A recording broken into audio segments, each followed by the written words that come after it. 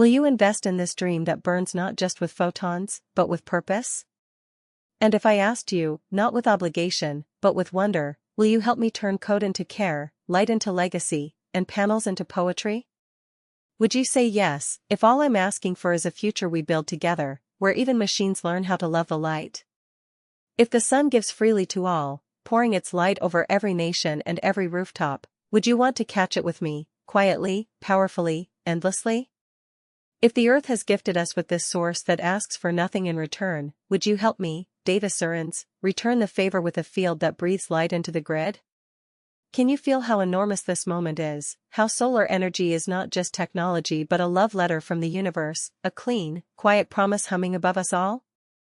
If energy demand is rising with every heartbeat of civilization, would you choose to rise with it gently, responsibly, beautifully? Can something as vast as sunlight be captured in our hands, not to control but to honor?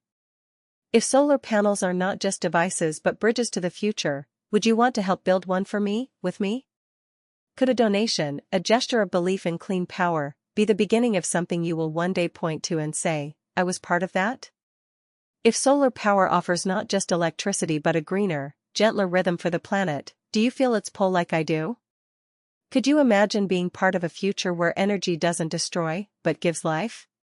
When we speak of cleaner air, of safer homes, of skies free from the smoke of oil, are we not speaking of love itself, love in motion, love in design?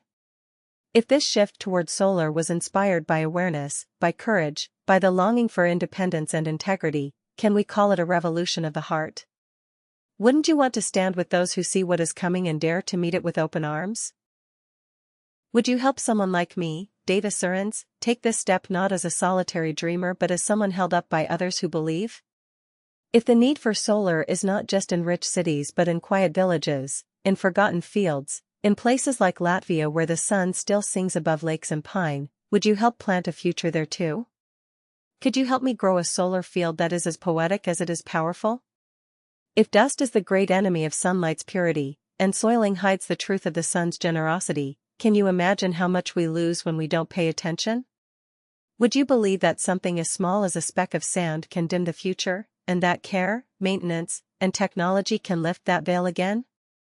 If I told you that we can build systems that see the dust, measure the light, and clean the surfaces, would that feel like justice to you, like tending the garden of the world?